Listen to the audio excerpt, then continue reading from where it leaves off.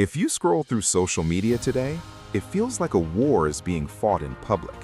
In one corner, you have baby boomers accused of hoarding wealth, clinging to outdated values, and refusing to move out of the way. In the other corner, you have millennials and Gen Z louder than ever about burnout, rising costs, identity politics, and a future that feels permanently delayed. The noise is constant. The outrage is endless. But if you look closely, there's a third group sitting quietly in the background.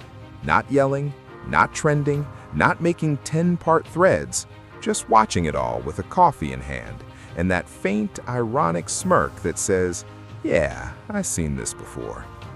That's Generation X. Born roughly between 1965 and 1980, Gen X is the forgotten middle child of American history. Too young to inherit the boomers' economic golden age, and too old to get sympathy as the struggling youth. Most people barely mention them until something breaks, and suddenly they're the ones expected to fix it. Because Gen X didn't become invisible by accident. They were trained to disappear. And when you grow up learning that nobody's coming to save you, it doesn't just shape your lifestyle, it rewires your personality. Today, we're not just talking history, we're psychoanalyzing an entire generation. This is the psychology of Gen X, the quiet generation watching the culture war. To understand the Gen X mind, you have to start where their psychology was first programmed, childhood. And the most iconic image of a Gen X childhood isn't a family dinner table. It's a house key hanging from a string around a child's neck. In the 1970s and 80s, American families quietly transformed. Divorce rates climbed, two-income households became normal. More women entered the workforce, which was a major step forward for society. But it also created a childcare gap that nobody truly knew how to fill. So millions of kids became something new, latchkey kids. Picture it. It's 3:12 p.m. The school bus drops you off. You walk home alone. The neighborhood is quiet. You open the front door, and the house greets you with silence. No footsteps, no voice calling your name, no adult energy.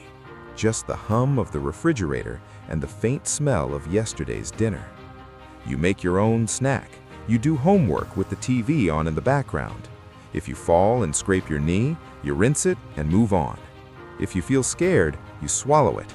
If you feel lonely, you don't even have the words for it yet. Psychologists might call this benign neglect. Not cruelty, not abuse, but something subtler, being physically safe while emotionally unsupervised. And that environment wires the brain in a very specific way. When you're 8 years old and no one is coming to rescue you, you learn a brutal lesson early. Help is not automatic. Comfort is not guaranteed. Attention must be earned or ignored. That's where Gen X's famous independence comes from. But it's also where something deeper is born. Because when you grow up feeling unseen, you don't just become independent, you become invisible on purpose. You learn to take up less space, to have fewer needs, to solve your own problems quietly. And eventually, that coping strategy turns into a personality. It becomes your identity. And here's the part most people miss. The latchkey kid didn't stop needing love. They just stopped expecting it. They became adults who can survive anything but struggle to ask for help. Adults who can work through pain but don't know how to be held in it. That's the Gen X origin story. Not spoiled, not broken, just trained from the beginning to disappear. One of the biggest misunderstandings about Gen X is this. People assume they're emotionally cold. But Gen X isn't cold. Gen X is compressed. They feel just as deeply as anyone else, sometimes deeper. Yet they were raised in a culture where feelings were treated like an inconvenience. If you were sad, you were told to toughen up. If you were anxious, you were told to deal with it. If you cried, you were told you were being dramatic. So Gen X learned a survival skill that looks like emotional intelligence, but often isn't. They learned emotional minimalism. Not expressing much, not asking much, not needing much, at least not out loud. This is why a Gen Xer doesn't usually say, "I'm overwhelmed." They say, "I'm fine." They don't say, "I miss you." They say, "You still alive?" And when they love you, they may not give you poetry, they give you acts of service. They fix your car.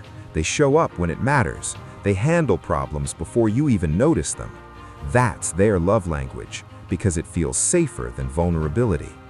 And sarcasm, that's not cruelty.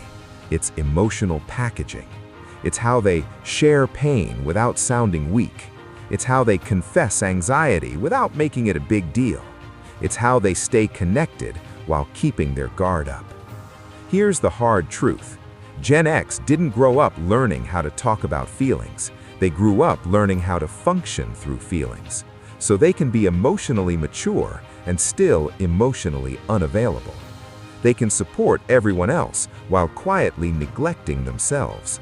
Not because they don't care, but because for a long time, the rule was simple: feel it privately, handle it alone, move on. Here's the paradox of Gen X. The very trait that made them strong is also the trait that makes them lonely. When you grow up as a latchkey kid, independence isn't a personality choice, it's survival.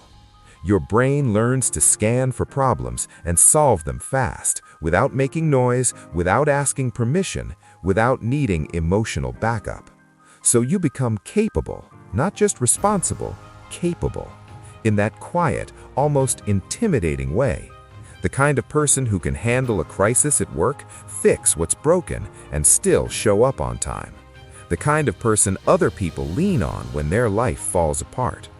But hyper-independence comes with a hidden price tag, because at some point, self-reliance stops being a strength and becomes a wall.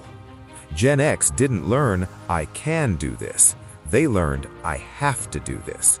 And that subtle difference rewires everything. It creates adults who feel uncomfortable receiving support even when they desperately need it. Adults who don't vent because venting feels useless. Adults who don't reach out, not because they don't care, but because some part of them still believes nobody will come. And over time, that becomes emotional isolation. They're not alone in the loud, obvious way. They can have families, careers, friends, but inside, there's often a quiet loneliness that comes from being the strong one for too long. This is why many Gen Xers struggle with therapy, not because they reject it, but because vulnerability feels like a foreign language. Their inner child is still whispering the same rule they learned as an 8-year-old. Handle it. Don't bother anyone. Hyper-independence is a superpower, but if you never learn to be held, it can turn into a private kind of prison. If hyper-independence is the engine of the Gen X psyche, then cynicism is the armor. Because Gen X didn't grow up in an era of trust. They watched institutions crack in real time. Watergate taught them the president could lie. The Cold War taught them tomorrow wasn't guaranteed. The Challenger explosion taught them even the future could fail, suddenly, publicly, and violently. And then came the 80s, glossy, loud, aggressively optimistic, while everything underneath felt unstable. Gen X became the first generation raised on non-stop advertising. From Saturday morning cartoons to mall culture, they were marketed to like a captive audience. And over time, their brain adapted. They developed a finely tuned internal alarm system, a BS detector. That's where the famous Gen X attitude comes from. Whatever. But people misunderstand that word. Whatever doesn't mean I don't care. It means I'm not going to give my heart to something that's probably fake. Psychologically, it's emotional self-defense. It's the art of keeping your expectations low enough so disappointment can't break you. Not because you're negative, but because you've been trained by experience. This is why Gen X doesn't trust hype. Whether it's a political slogan, a corporate mission statement, or a social media trend promising to change your life in 30 days, they've seen too many promises collapse. So they don't hope loudly, they don't clap easily, they don't fall for shiny stories. And if you want a Gen Xer to respect you, there's only one language they truly believe in: authenticity. Not the pretty version, the real one. Because to Gen X, the ugly truth is comforting, and the beautiful lie is dangerous.